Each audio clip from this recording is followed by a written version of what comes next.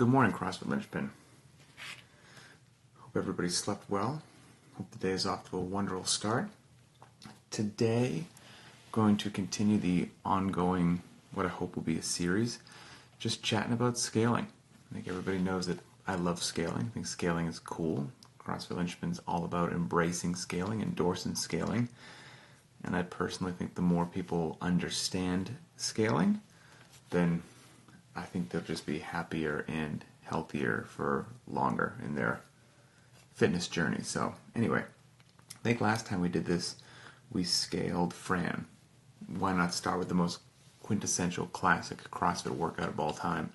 And so that video lives on the CrossFit Linchpin YouTube channel if you're looking for it. So this one will be about Elizabeth, because we just did Elizabeth the other day. Elizabeth is another named CrossFit benchmark workout, great workout. And Elizabeth, if you're unfamiliar with it, 21:15.9 reps for time of cleans at 135 for the gentlemen, 95 pounds for the women, paired with the ring dip. Just another beautiful couplet, absolutely gorgeous. Another beautiful weightlifting and gymnastics movement. And probably a super common question anytime that Elizabeth comes up, because I use the word clean. Ooh. There's a deer in my front yard eating some shrubbery. Okay. There's whenever a clean comes up, usually the question is, what does a clean mean? Is it a power clean? Is it a squat clean? Doesn't say, it just says clean. So there's no need to go down a rabbit hole in this. Clean, it depends. In CrossFit, we like to be very specific to take any ambiguity out of it. So if you're going to go below parallel, we'll say squat clean. If it's going to be a power clean, it'll be a power clean. If it's going to be from the hang and then going below parallel, we'll say hang squat clean. If you're like a tried and true Olympic lifter, you're down there in Colorado Springs just going to represent the country overseas, those terms are probably like just a dagger in your chest and someone just turning it. They just get very particular about the terminology. So in the world of Olympic lifting, just the word clean, you don't have to say anything else. That means a full clean. That means you're receiving it below parallel, what in CrossFit we would call a squat clean. Never understood why people get so bent out of shape by the terminology, but it is what it is. So we say squat clean. In CrossFit, they'll say full clean. In CrossFit, just to make sure it's clear, if it was a hang squat clean, that's what we would call it, a hang squat clean. Whereas an Olympic lifter would just say a hang clean, and the implication would be that you are receiving it below parallel. All good. I don't care if you're a CrossFitter or Olympic lifter or just whatever. You should be doing cleans because they're wonderful. So for Elizabeth, since there seems to be some discrepancy, all I will tell you is at CrossFit Linchpin, Elizabeth is done with squat cleans, the full clean, the full meal deal, receiving it below parallel and standing it all the way up. You're welcome. So that's the workout paired with the ring dip. So it's a challenging movement. Squat clean's a challenging movement, and a lot of people struggle with ring dips. So Elizabeth can be a workout that a lot of scaling is required to do it and do it well. So scaling 101 is just trying to preserve the intended stimulus of the workout. So the intended stimulus of the workout is we have a barbell movement that gets us a pull off the ground. We have some violent hip extension. We receive it below parallel, so we're developing a front squat as well. And then we're pairing it with the ring dip, which is an upper body push, heavy on the chest, shoulders, upper back, triceps. So we want to preserve that. So preserving the stimulus means we're going to try to replicate that or modify it as best as possible while still keeping true to what it is. So a poor modification of scaling would be, I don't really like squat cleans or ring dips, so I'm going to run a 5K. Running a 5K has value, but in no way, shape, or form simulates what we're trying to accomplish with that weightlifting movement and that gymnastics movement. So we want to try to preserve the stimulus. So that being said, the two things right off the bat, load and intensity. You can modify the load, you can modify the intensity. So maybe 135 for the guys and 95 pounds for the women, it's just too heavy. For the gentlemen, knock it down to 115, knock it down to 105, knock it down to 95. Chances are there's going to be something that you can knock it down, even if it's all the way down to a medicine ball clean, which is basically a barbell clean with a medicine ball, to a 20-pound medicine ball. There's going to be probably somewhere between that 135-pound barbell and that 20-pound medicine ball that gives the athlete the opportunity to do the clean. And, potentially you find that loading where it doesn't look perfect, okay, because few of us do. I'm going to let you know, few of us do, and if you think you do, you probably don't. It doesn't look perfect, but it's safe, okay? It's not efficient, but it's safe, it's serviceable. And then a coach can get in there while that athlete is doing the cleans at that loading, giving him some actionable cues, and while that person's getting fitter, they're actually learning the move and getting better. So it's a great day all around. So we can modify the load. We can modify the intensity. It's like, hey, instead of just trying to go bonkers, let's ratchet this one down today, and we're going to stick with a loading that's a little bit challenging for you, a loading that would slow you down, but today we're not going to worry so much about the clock. You're going to do a single, you're going to take a little bit of time, we're going to talk about what that single look like, you're going to hit another single, and we'll make our way through the workout that way. So, that could be a way to do it as well. Load or intensity. That's the clean. Now what about the ring dip? The ring dip can't really modify the load, so to speak, unless you used a band or something like that. Then you could reduce the loading a little bit. You could do a foot assist on the ring dip. But the intensity, lowering the intensity, might also help somebody who struggles with ring dips, because ring dips are one of those things that when you hit a wall and you hit failure, they're gone for a little while, and it takes quite some time for that strength to come back and you get back on the rings. So if right from the get-go you didn't try to take off like a sprint, you did a single or a double, shook it out, did a single or a double, and you were just going to slowly make your way through the ring dips, never hitting that burnout phase, that might be a great way to do it, and you're going to get stronger doing that because you're sticking with the ring dip. And if the ring dips are troublesome to begin with, then sticking with the ring dips and kind of making it a strength day for gymnastics, so to speak, might be a great way to do it. Okay, so let's talk about some other ways. Let's go back to the clean. So load and intensity, we know we can play with that. What if the squat clean it's a bit too challenging? No worries. If we keep with what the movement does, we could go with a hang squat clean. So maybe the athlete walks up, deadlifts the barbell, and then once it's in the hang position, hang squat clean. And that just simplifies it a bit, covering the exact same range of motion, but now instead of having this beautiful first pull off the ground, which newer athletes and older athletes can certainly find troublesome, we're eliminating that first pull of what to do, how do I get around my knees, how do I get my body in the right position for a second pull. We're just going to deadlift it up, hang squat clean. There's your rep. Drop the barbell. Deadlift it up, hang squat clean. There's another rep. So we could do that if the squat clean was a bit too complex. If that didn't work as well, we could go power clean plus front squat, and that could do it as well. And that arguably would probably go before the one that I just said there, because for a power clean you do have to worry about what you're doing with your knees. So probably go from squat clean to power clean plus front squat.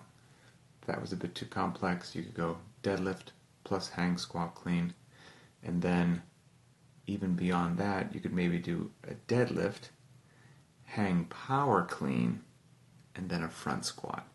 And so all of those movements there are generally replicating the same movement, but we're just changing the complexity, the technicality of the movement. We're probably going to find something in there that works for the athlete, especially if we're not only modifying those movements, but on top of that we're playing with the loading. I feel pretty confident if we play with those movements and with the loading, we're going to find something that works for most people. So now, let's switch over to the ring dip. A lot of folks struggle with the ring dip. If you can do the ring dips, great. If you just have to slow down, slow down. You can obviously use a band. Bands are good as long as you don't get addicted to them and you're on the band 5 years later. That's not what we want. So you don't want to just throw this band on, all of a sudden you're like, I got a 3-minute Elizabeth. The goal is to get off the band. the band serves its purpose, but we don't want to have it be a crutch forever. So if the ring dips are too complicated, we could do bar dips, so we'll get technical here. The rings are in a frictionless plane, the bars are not, they're obviously solid, so the bar dips are going to be significantly easier for you. If the bar dips are still too challenging, you could do dips off of a box or dips off of a bench, and that will allow you to have your feet out in front of you. And if your legs are out just straight with your knees extended, that's a more challenging way to do it. If you bend your knees so that your feet are flat on the ground while you're doing dips with your hands behind you off a box or a bench, well, then you have a way to do some leg assist and have your lower body assist your upper body that might be struggling to do those dips. So chances are, with a leg assist, that box dip or bench dip is going to be a way for most people to do that for Elizabeth. But let's say that still wasn't happening, okay? You could then knock it down to a hand release push-up on the ground, potentially even easier than a hand release push-up. Easier than a hand release push-up would just be your regular push-up. If you had to make it a bit easier than a regular push-up, you could make it a knee push-up. If you had to make it a bit easier than a knee push-up, you could make it a wall push-up. So, that was maybe 6 or 7 different ways that you could tweak that ring dip. So given what we could do for the barbell, given what we could do for the ring dip, given that we can modify the loading, we can modify the intensity, everybody in the class is probably going to be able to do Elizabeth in one way, shape, or form. And then, of course, it doesn't have to be 21-15-9. It can be 15-12-9, which will give you 36 reps instead of 45 reps. Or if you still want to get in the 45 repetitions, but sets of 21 or a beast who's kidding who, then maybe instead of making it just 15-12-9, which comes out to 36 reps, you make it 15-12-9-6-3. That comes out to 45 repetitions. So that comes out to the exact same number of repetitions as a 21-15-9 workout, but in smaller chunks, which for most people are going to allow them to keep moving, allow them hopefully to stay away from failure, and allow them to keep their intensity up. And if the good stuff, the results, comes from intensity, we're going to want to keep that intensity up, which is a huge part of why we scale, because we're going to get people fitter faster by scaling than by having some odd feeling that they should stick with the RX loading just so they can write RX on the whiteboard, and then we're delaying their progress for years and potentially putting them in an injurious situation, which is not good for anybody. So that's why we should do that. We could also just make it into an AMRAP. So I have the data called up right now on Beyond the Whiteboard, historical data, as to classic times for Elizabeth. So if you're in the, and I don't know if this is clean or squat clean, okay, I'm not sure if this is power clean or squat clean, but I did Elizabeth the other day. I did it, I was happy with it. I just wanted to get sub 10. I wanted to get sub 10, and I did. I got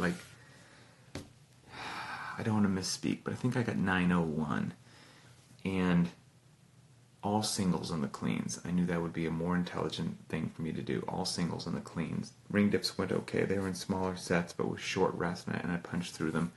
So let's just say that a lot of people are going to be in an 8 to 10 minute window for a squat clean Elizabeth. Well, then you could make it an AMRAP, right? Maybe just a 9-minute AMRAP, or whatever the appropriate time domain is for your athlete. A 9-minute AMRAP of 5 cleans, 5 ring dips. And they're just going to cycle through that. And then maybe if they're actually going quicker than you thought, because they're doing smaller sets, just track their rounds. If they get to 9 rounds, 9 times 5 is 45, that by the time they get to 9 rounds, they're getting in the same volume that they would have got in a 21-15-9 workout. But maybe they get there quicker because of those smaller sets. So who knows? If they get in 9 rounds at 7 minutes and 30 seconds, and it's a 9-minute AMRAP that you had programmed, maybe you have this rule of hey, it's a 9-minute AMRAP of 5 and 5. If you achieve 9 rounds, stop wherever you are and mark your time. If you don't achieve 9 rounds, just continue for the 9-minute AMRAP, and let's just see how far you get. And life is good. So we can play that game. We can play that game as well. Let's see. JJ, talk about the use of the dumbbell for Elizabeth. It's an outstanding stimulus. Dumbbells, JJ, I don't know if you did the limited equipment option that day for Elizabeth. So on the Linchpin private track, we always put a dumbbell option out there every day. It's called the limited equipment option. Assumes you don't have fancy gear, assumes you don't have a barbell. It just assumes you have a pull-up bar bolted to the wall, a pair of dumbbells, a jump rope, and a set of gymnastics rings hanging low, hanging from the pull-up bar for like low ring muscle ups, and just there's a lot of great things you can do with those low rings. The dumbbells are fantastic. I'm a huge fan. If you get a set of dumbbells around, I just think 1 to 2 times a week, at least once, you should, if you can, put the barbell to the side, bring out the dumbbells, and do the workout with a pair of dumbbells. They just feel unwieldy. They're more challenging. They hit your central nervous system in a different way. I think dumbbells just turn people into animals, and I have heard plenty of stories, countless stories now that I can no longer consider it anecdotal. I have to consider it in the realm of fact of people that their life circumstances have changed in whatever way. They're moving from one home to another. They got deployed somewhere. Something happened, and they didn't have access to their traditional gym where they had all the gear needed, the assault bike, the echo bike, all their barbells, their lifting platforms, and all they had is just like a pair of dumbbells and a jump rope. And they either followed the limited track or just modified things on their own. And for 1 or 2 or 3 months, they just lived with those dumbbells. And then when they got back to their regular gym and they got their hands on a barbell again to see where their clean and jerk was at or see whatever, they either were shockingly close to where they used to be, even though they hadn't been lifting heavy weight, because maybe all they had was a pair of 50-pound dumbbells, so it's not like they can do a 7x1 front squat, with the loading that they're used to. And they were either really didn't lose anything, and I've also heard plenty of people that punched up their numbers a little bit, probably due to the incredible wonders of variance, which again is one of the major tenets of the CrossFit methodology for a reason, because it really works. So anyway, that's it. Let me do a quick little scan of the comments here to make sure I didn't miss anything, and I don't believe that I did. Okay, high fives, right back at you. I'm going to finish my coffee and start my day, get the kids rolling to school, and just do some real life stuff. Okay, yeah, so that's it. Enjoy. I will put this on YouTube so that it lives forever. And enjoy scaling. Have fun. Take care of your clients.